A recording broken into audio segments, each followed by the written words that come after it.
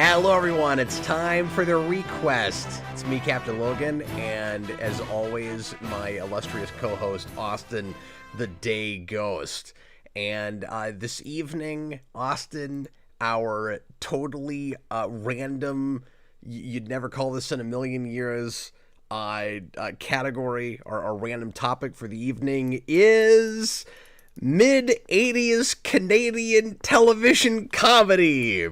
Yahtzee! Yeah, you didn't see that coming, did you? We did it.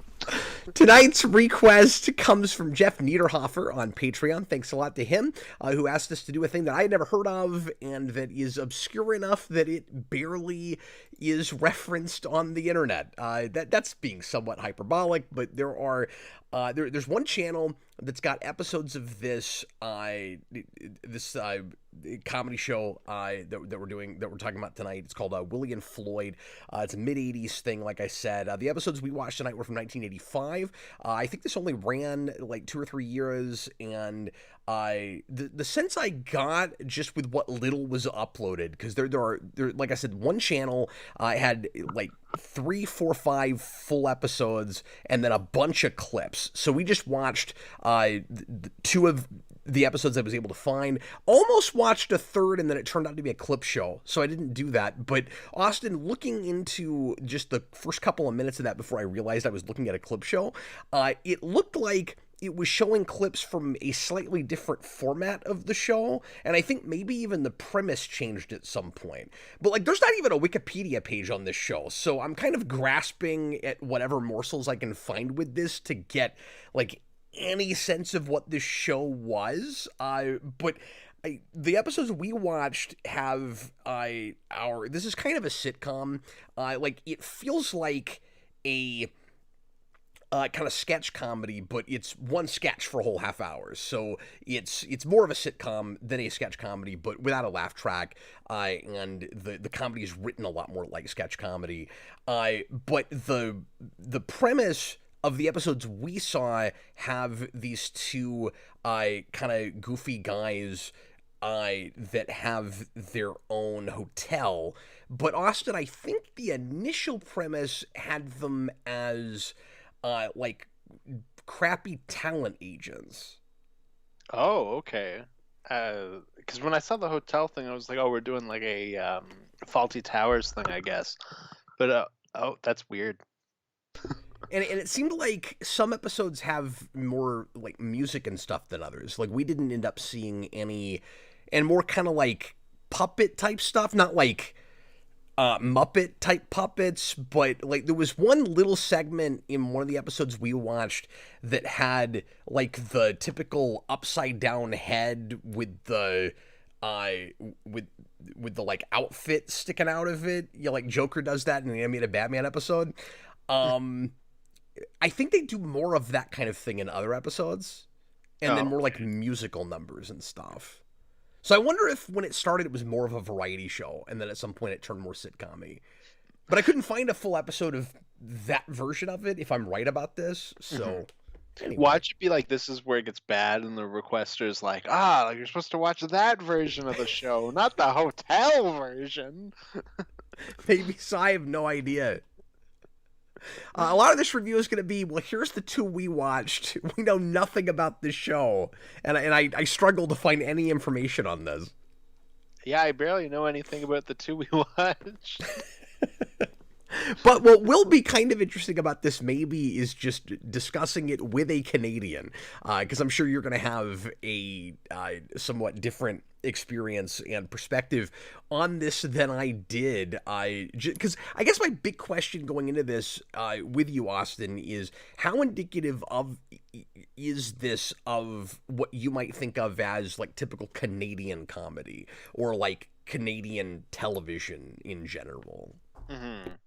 Well, I've always said Canada's like the least talented country on the planet. Like, we have like the worst entertainment. That's why it's literally in our law that we have to play Canadian content for like radio and TV and all this stuff, like just to make sure it gets in there. But of the Canadian things I've seen, uh, I wouldn't say like I laughed while watching this, but like I could see myself as a kid watching this at like 2 in the morning when there's nothing else on, and being like, okay, I'm watching this now.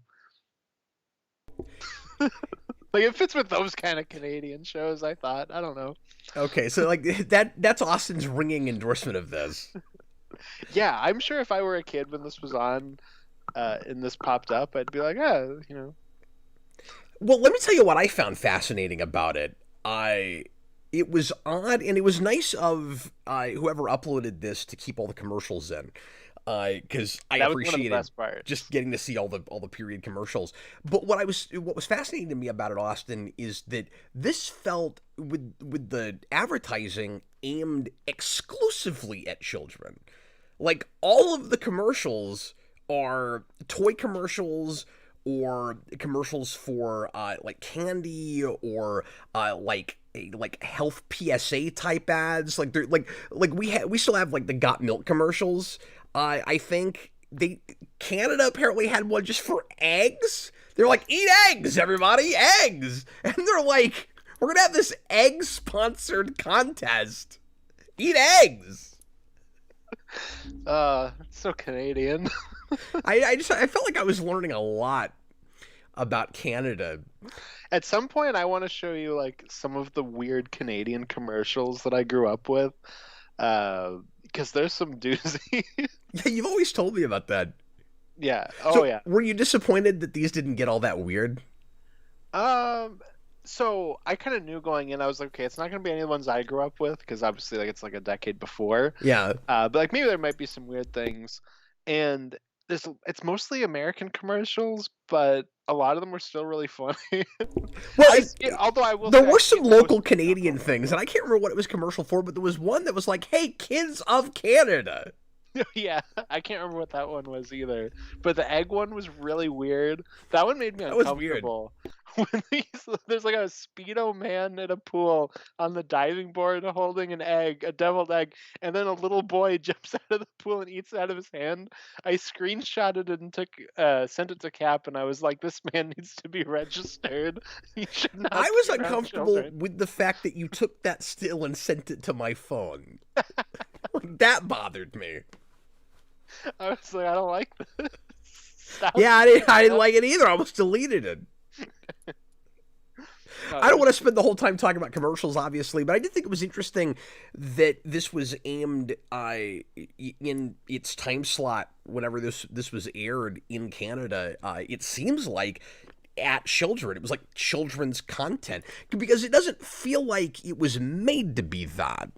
Like somebody just decided that's how they would air it. Like it's pretty wholesome comedy, and as a kid, I could kind of see the charm with this. Like you said, like I guess both of these things can be true at the same time, right? Like I don't feel like the guys making this are thinking that much about children, but I feel like you'd almost have to be a lot younger than I am now to latch on to this at the same time. Like it's a lot family friendly before it's like just aimed at children. Yeah, but like, and I'm not saying children's content only ever has children in it, but it's all a bunch of middle-aged men. Mm-hmm. That's just because it's Canadian. And the premise of it is they have a hotel, and a lot of the comedy is not adult comedy, but comedy more for like middle-aged grown-ups, or like written by middle-aged grown-ups, you know. So like a lot of the punny stuff, because this is very like heavily pun-laden kind of humor. It's a lot of intentionally least common denominator and self-deprecating, where it's making fun of how not that funny it is in places. And some of that was I thought the funniest stuff, when it was just like, we know this isn't funny, and I was kind of laughing at that. I agree. And I also thought the second episode we watched was a lot funnier than the first. Because we watched... Now, I don't know if you watched in the same order I did, but we watched one that was about an invisible man, and then we watched one about an unfunny stand-up comic. And I thought that one was a lot funnier than the invisible man one. Okay, so I flipped them. I watched the that comic one first. Okay, are you with me, though, that one was funnier? Yes.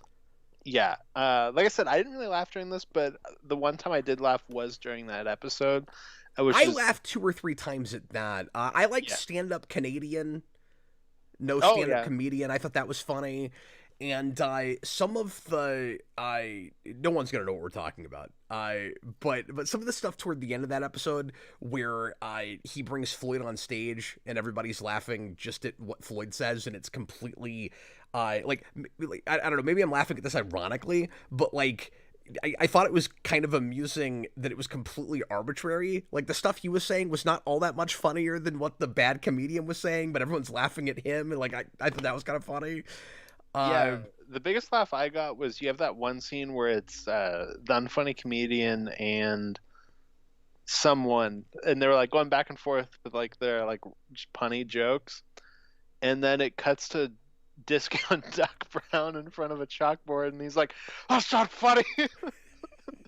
Well, and he does that in both episodes. He does, but it wasn't as funny in the Invisible Man one, but it made me laugh in the bad comedy one. I was glad I watched the Invisible Man one first because it kind of primed me for a better episode. Oh, sure. Yeah. So I might have had a somewhat better experience with it than you did just because I did it that way, because the Invisible Man one was a little lame in comparison. Oh, in general, I felt like the main problem with this as a comedy show is that it actually should have been sketch comedy.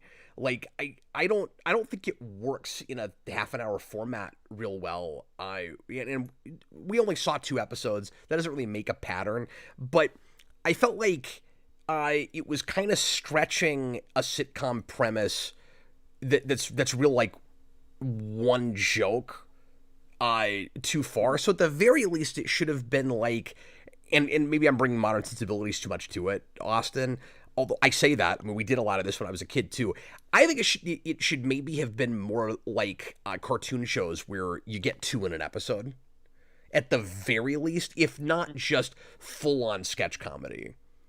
Yeah, I don't disagree. Especially I thought it worked better in that bad comedian episode. That one I didn't think was having as much of a hard time justifying its premise. The Invisible Man one was like, okay, like it's kind of just the same joke over and It's over. like, we get it. Like, you can't see the Invisible Man, and so you have to keep coming up with new ways to describe interacting with it, even though you can't see it. So it was a lot of, so there's a lot of that kind of pun of, oh, did you see him? No, I didn't see him because he's invisible. And I was done with that after about the second and a half time, because that just kept going. And there were still somewhat amusing things in that, but like you said, none of this is really laugh out loud. Like, no, at its best, it's clever. Exactly. There was, and that's things fine. that I wasn't laughing at, but I was like, oh, like that is a funny idea. Like I had that with the Canadian comic thing. Yeah, where like that didn't make me laugh out loud, but at the same time, like that is a funny bit. And some of the insult comedy in that episode was pretty decent. Mm-hmm. Yeah, for sure. They've got that bit at the beginning where they're about to introduce the bad comedian, and somebody says he's a miracle comedian. It's like, it's a miracle if he gets a laugh.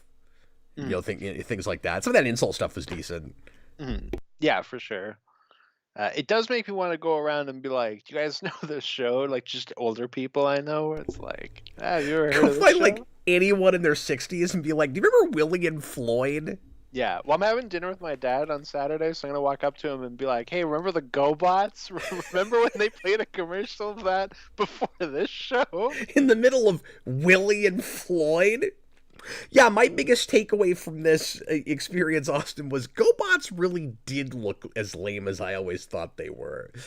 Like, oh yeah, I loved every GoBot commercial. I have a weird thing where they're trying so hard to compete. I saw a show recently. There's I think it's on Netflix. Or is it Amazon? I think it's Netflix.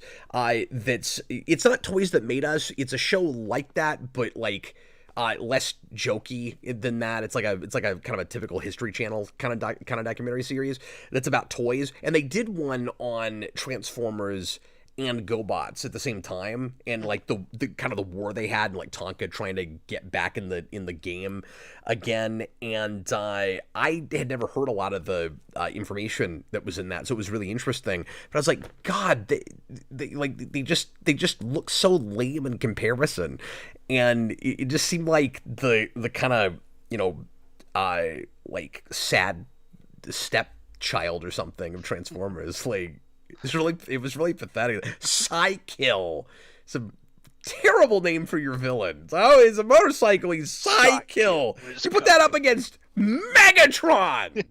It's like, stop it. It turns into a gun. They had no choice. And then it's almost like before every take we're talking too much about the commercials. It's almost like before every take they like either hyped these kids up on sugar, or they promised them extra money if they would pretend like they were having fun playing with their toys. Like those kids were trying so hard.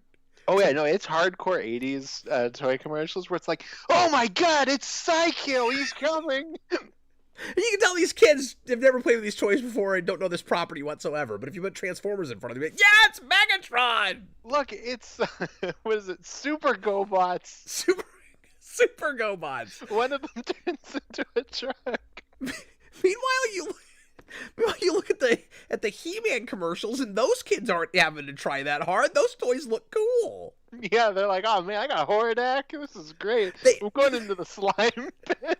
Do you remember the slime pit commercial? Where he comes in, the announcer goes, he like breaks the fourth wall. The announcer goes, it's the Masters of the Universe slime pit. And this kid goes, the what? And then he goes, the slime pit. Yeah, it was awesome. It was so good. But I have a thing with GoBots because as a kid, my dad was always like, "Oh yeah, you know, like Transformers are like they're like really great. Everybody loved Transformers." But when I was a kid, they had GoBots first, and you were like the loser if you had GoBots. Yeah, but they actually came out simultaneously.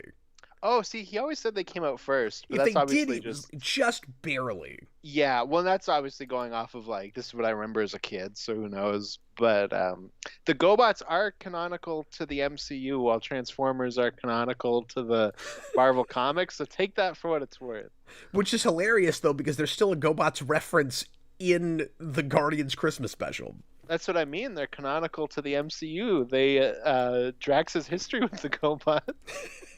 Oh, I'm sorry, I missed what you said. I thought you were talking about because Transformers was a Marvel property in the first place. Oh no, like it is for the comics, but in the MCU, it's the GoBots.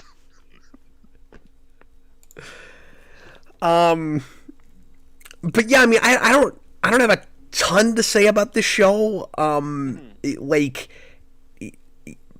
I didn't hate it. I didn't love it. I'm real kind of middle of the road on it. Yeah, like there's like different kind of regular characters that probably pop up, and I'm sure there's like kind of fan favorite ones that you kind of gravitate more to as you see more episodes. Well, you know, at first I thought that everybody was played by those two guys. It took me a while to realize that there were more actors than that. I wondered that. It was kind of hard to tell because everyone's kind of just schlubby white guy. Yeah, and most of them are wearing goofy like fake beards or hair. There's the one like middle-aged hippie talking guy that's kind of funny that looks like Is that the one that's Gene Shalit? Yeah. But he reminded me of what is the name of that guy? I will think of it. I had this and now it's not coming to me. Oh, Tony Clifton. He looks like Tony Clifton. Oh, okay, yeah. As soon as he came out, I was like, "Oh, look, it's Tony Clifton." He's here. He's the Canadian Tony Clifton.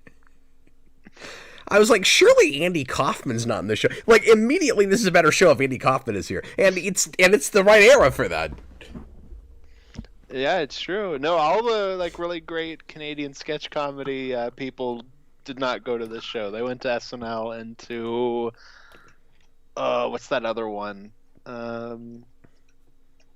Kids in the Hall. No, there's one that like Rick Moranis and John Candy and Catherine O'Hara starred on, but I can't remember Oh what it's yeah, I can't called. think of that either. Now, was that a Yeah, Canadian I show? think that was a Canadian I thought, show. yeah, I can't think of it right off Yeah, either.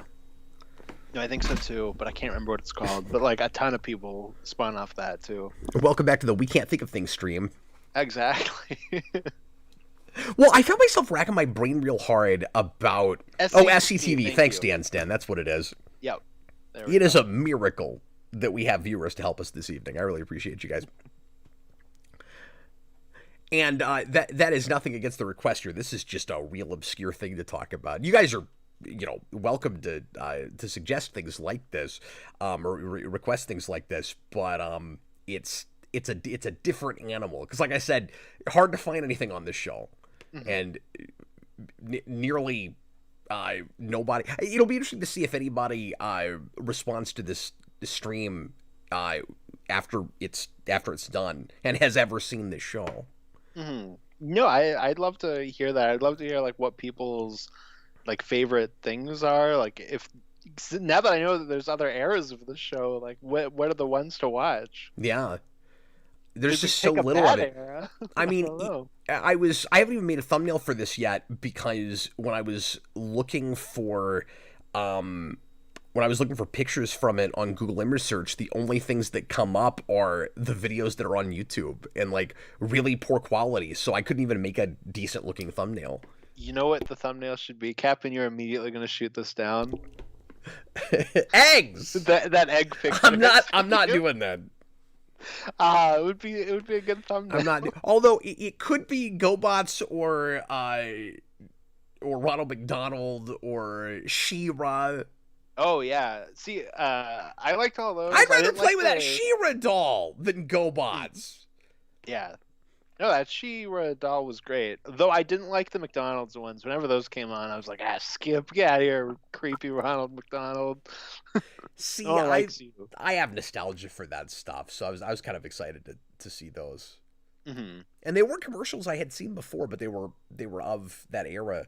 I can't say my era because I was like 1 when that aired, but like they were, when I was old enough to start remembering advertising, McDonald's was still more or less making the same kinds of stuff. Mm-hmm. See, I would have been happy if it was the Jazz Moon McDonald's commercial, but there's Ronald McDonald and he creeps me out. So yeah, like story-wise, each of those episodes has like kind of a slight comedic twist at the end, but nothing like earth-shattering. Mm-hmm. So you get to the end of the first one, and it's like, oh, the Invisible Man can make himself visible, but we're not going to see him. That's kind of the joke, because he's left already, and so we're not going to see that guy. But there's also invisible people all over the hotel. Apparently, I thought that was kind of an amusing gag. Where like, there's a couple people in an elevator that are like, one of them goes, I forget which character it was. I don't even think it's Willy or Floyd. I think it's like 2 unrelated characters. I can't remember. The janitor guy. I know there's a scene at the end with him, but there might be something after that. Maybe it was. I can't remember. But they're in an elevator, and one of them goes, well, it's possible there's invisible people like all over you. How would you know? And the other one's like, that's stupid. I'm the only person in this elevator. And then like a couple of invisible people start talking to each other. I thought that was kind of funny. Mm-hmm. Yeah, then the shoes walk out, and they're like, oh, and I guess you can put your hand through an invisible person. Yeah, there's no rules with that. It's not, it's not that kind of thing. It doesn't have real internal logic. It's kind of, again, it's basically just sketch comedy, but stretched to a sitcom premise. I mean, there's things that make no sense, like the guy's reading an invisible book about invisibility, but how is he seeing it? Mm-hmm. No, that makes sense. I do that all the time. How else will you learn about invisibility, Cap? You see, they're not invisible. They just bend light around them. Oh, okay. Which is invisibility. Yeah, one thing I was curious to know is how much of Canadian humor is real akin to British humor, because I was having that a lot through this, where I was like, this is taking its cues a lot from things like Monty Python, but it's more wholesome than that. Yeah, well, and that's why I was Or thinking like of. Blackadder, or those kinds of shows. Yeah, that's why I was thinking a little bit of Faulty Towers. But that's obviously John Cleese. Like that's part of the Monty Python kind of people. Yeah, but I've never Uh, seen that. oh, you should. It's wonderful. But just because it starts with a hotel premise, like they're not really similar shows in any way. But uh, yeah, like I agree. Like there is a little bit of that, but more family friendly, as you said. The other type of Canadian humor that I always think of that's, I guess, more popular now is just really raunchy Canadian humor. You know, like your Trailer Park Boys and stuff like that. Okay.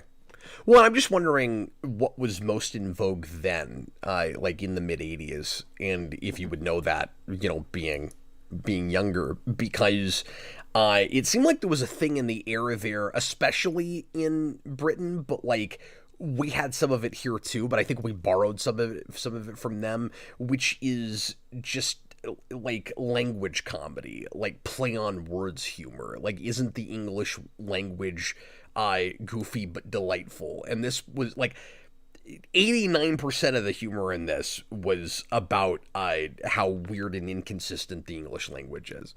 Hmm.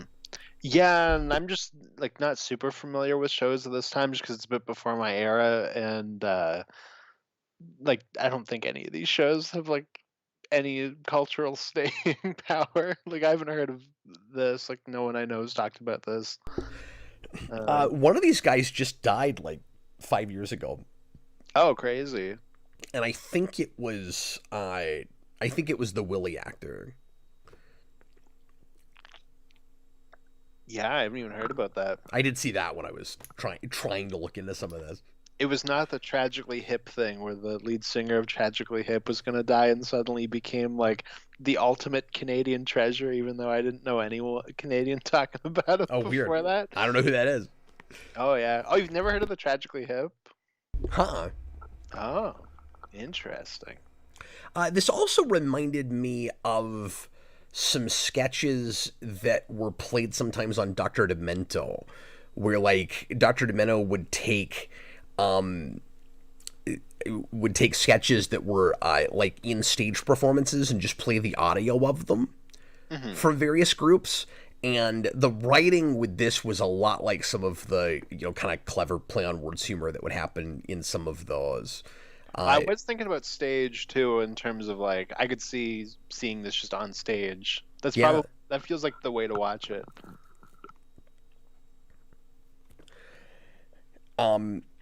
Yeah, and like it's fine in the format it's in. Like I didn't have any issue with the real simple kind of camera setups and that kind of thing. Like it's that sort of show. It also felt real BBC in that way, I guess. Oh, sure. But CBC, so Canadian broadcast. So the same thing but Canadian. Exactly. Teddy put in a $4.99 super chat, which is shocking, and thanks, Teddy, and wrote, "Canadian humor is like British humor without the cynicism." And then he responded to it. I didn't know you could do this. You can like respond to super chats. Maybe that's And a he- new feature. It Thanks might for be. letting us all know that that's possible, Teddy. And then he said, "I don't know if that's true, but I like the sentence." I thought he was going to say the sentiment. It sounds pretty good, Teddy. Like I don't know enough to agree or disagree. That's what this show feels like. But that was certainly the experience I had with this show. By the time you get to just like Canadian humor is drinking beers and hanging out and basically just being a redneck.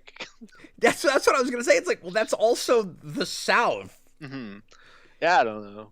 Canadians are weird. And both American Southerners and Canadians are known for being like friendly and polite with each other and acting like everybody knows everybody. That's true. Everyone should be drunken hicks and everyone will be nicer. Yeah. We can That's actually that's make the moral. world a better place that way. Mhm. Potentially.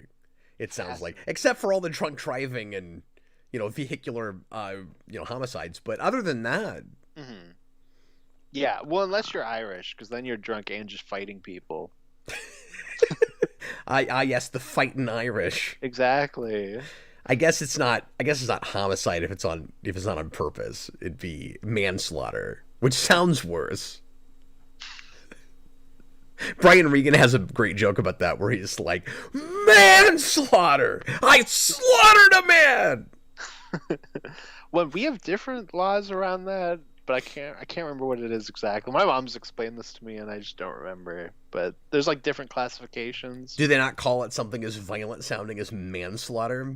It might just be like a degree of murder, because there's like that kind of thing. Oh, sure. But you guys have like fifth-degree murder. Yeah, probably. And that's accidentally hitting somebody with your car. We have maple degree murder, any murder that involves maple. The only other thing I wanted to mention about this real quick, just so that I've actually like reached a review quota on this, is to say that it's kind of odd that the show has, again, we only saw 2 episodes, but given that they both did it, I imagine most of the show probably did this, if not all of it, at least by this format. Isn't it odd, Austin, that it has a format?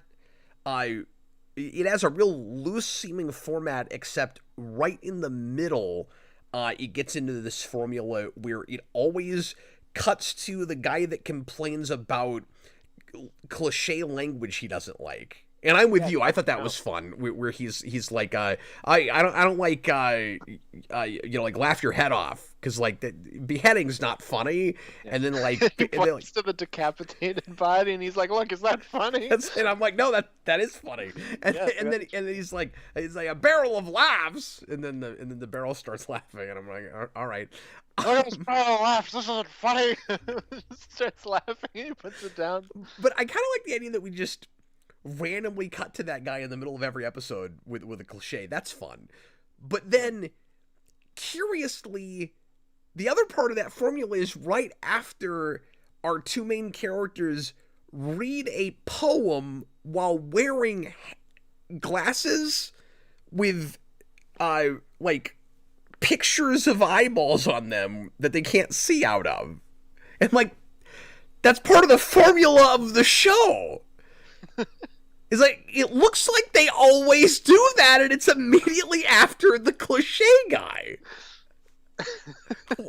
What? Yeah, that's bizarre. I hope they do that every episode, and if they don't, I'm gonna be sad.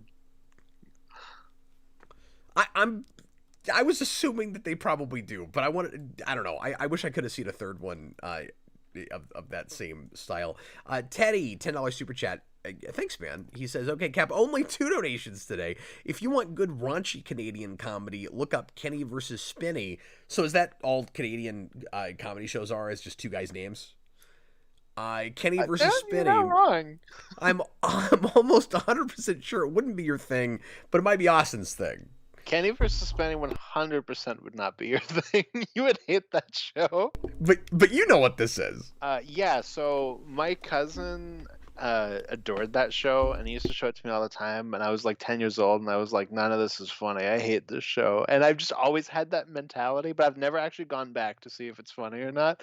But like 11, 12, 10-year-old me was like, this is not amusing. Why do I have to watch 800 episodes of it whenever I'm around you?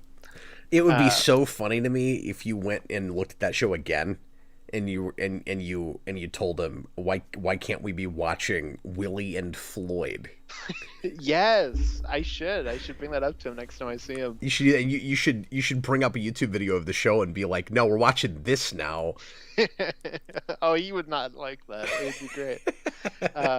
Yeah, the premise of that show, Cap, is it's 2 guys that are like versing each other, of course, but it'll be like, okay, let me think of like a idea. Like, it'll be like, okay, we both have to dress in something like ridiculous, and then it's like a contest of like who dresses the most ridiculous, and then if you lose, you get like punished for it. Like, it's like that kind of a thing. Oh, okay. I don't think it would be your thing. So it's almost like a Jackass kind of thing? Yes, it is very much like Canadian Jackass, except that kind of competition. Okay. Yeah, that doesn't sound like my thing at all. Yeah. Yeah. When you first started talking about that, I thought it was going to be like that thing we had to review that was like Vikings versus Samurai or whatever. Oh no! I mean, I would laugh if it was just two Canadians punching each other for 20 minutes. Some of these requests start to blur together a little bit. What was that show called again? That So was that's Deadliest Warrior. Deadliest Warrior. That's what That that was is. also a show that my cousin watched a lot, and I like really hated that show because I was like, it's so He stupid. just likes Like versus I was like, there's no shows. scientific like basis of this. It's like they hand one guy a cutlass and he cuts up a pig carcass, and they go, okay, here another guy, you can have like a broadsword, and then you cut up a pig carcass. Well, this guy did it better, so clearly the pirate's sword is Yeah, better. and they like pretend to take it real seriously and like they're following the scientific method somehow. But like the whole thing is a Yeah, giant waste of time. it's very dude bro-y. But I Uh, enjoyed it anyway, despite itself. well, in And the somebody made me watch, I think it was maybe Carl Maxey, made me watch two of those. when some of the like recreations at the end can be kind of fun. Yeah.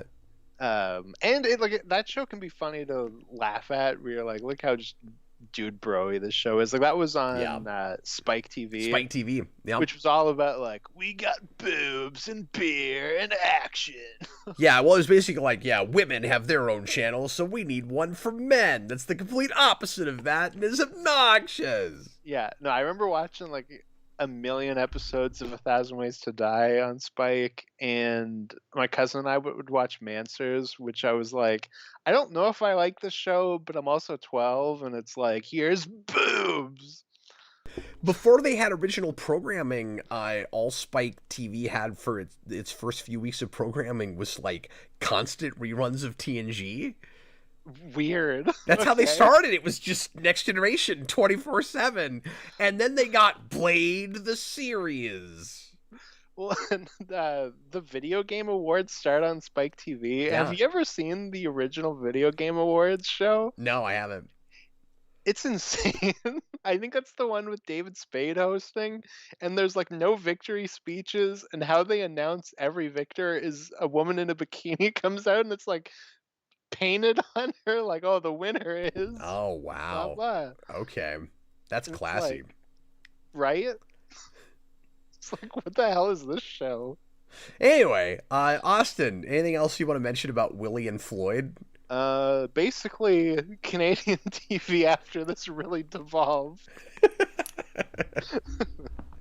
I felt like the scripts for this show are probably actually funnier just reading them. Hmm. Yeah, I Because probably I was agree with that. imagining some of this written out, and I was like, oh, there's some like, I don't know if I want to go as far as to say cerebral, but like some just like we kind of mentioned earlier, intellectually funny things on the page that you're kind of, slightly chuckling to yourself internally.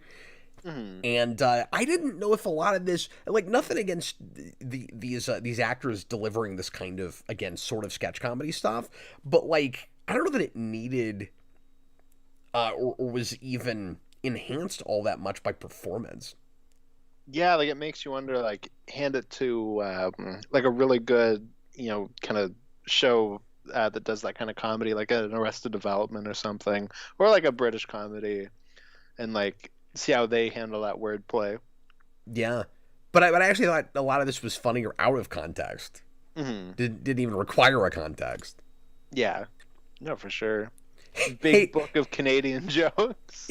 yeah, exactly. Hey, do you remember you're that commercial with arm wrestling WWF Yes. guys? And then the Iron Sheik. Or not arm wrestling, thumb wrestling? They had thumb Thumb- wrestling figures where you thumb wrestle with Hulk Hogan. And the Iron Sheik shows up out of nowhere. He's just there. He doesn't even say anything. He's just standing No, he there. does. He shows up and he goes, "Okay, kids, it's time to go back to class." Oh, that's right. Yeah, That was that's his why it didn't line. stay with me. I was like, oh, he's not talking about like breaking Hulk Hogan's back and making him humble. That was his line. Yeah, that was wild.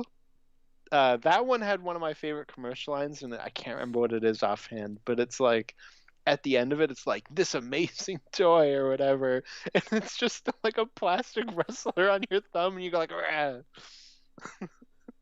Yeah, it was great. They Yeah. sold that hard. Oh, so hard.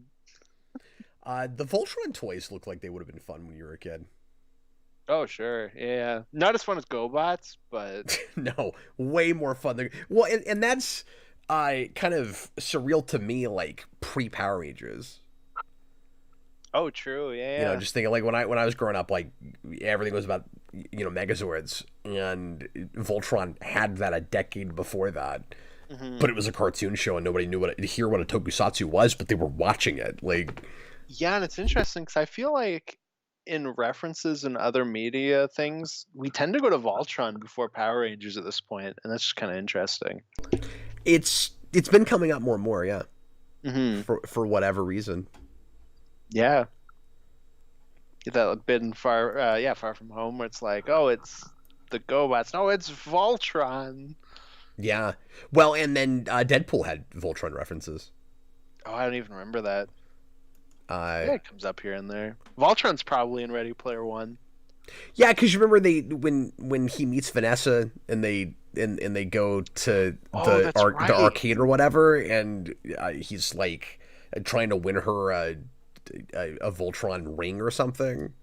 Yeah, and she's like, "You want to give me a robot ring?" And he's like, "No, I want to give you a ring of like 5 little robots that become one big robot or something like that." Yeah, that's right. I remember that now. Yeah, it was kind of cute, but that was a Voltron reference.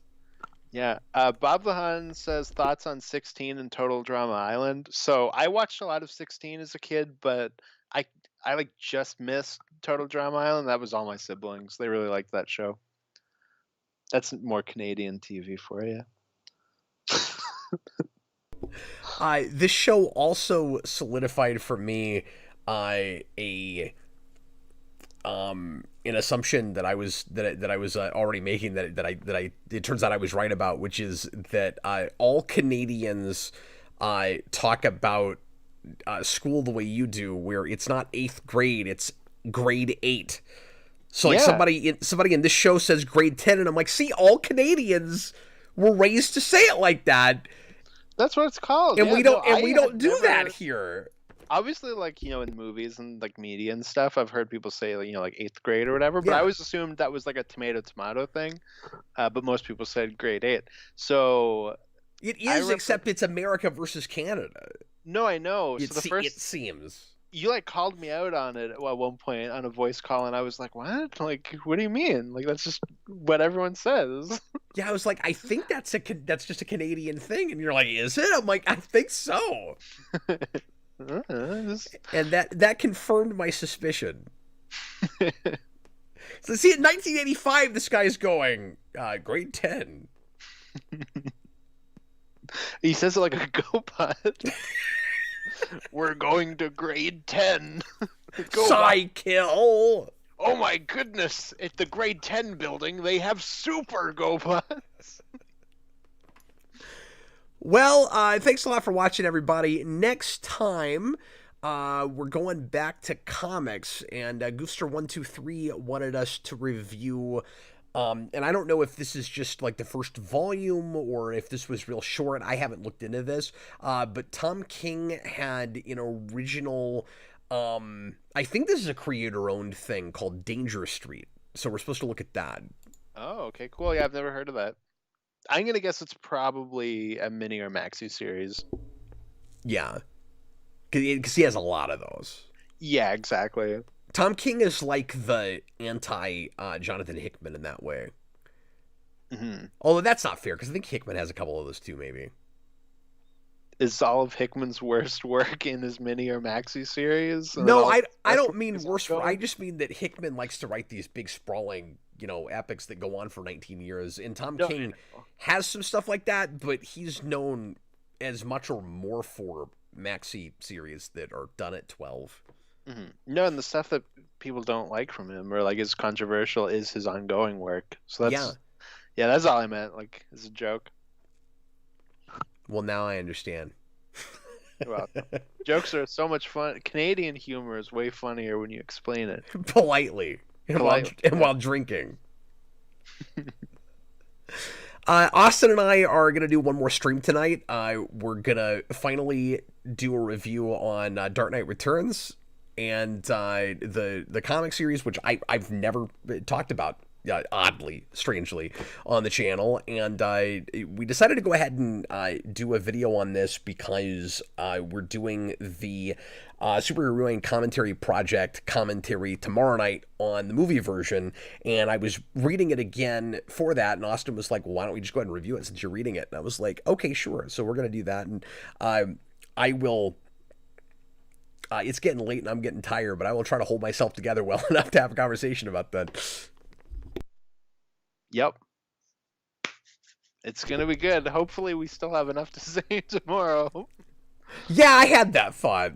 I look forward to my incoherent review of Dark Knight Returns in just a few moments. Yep.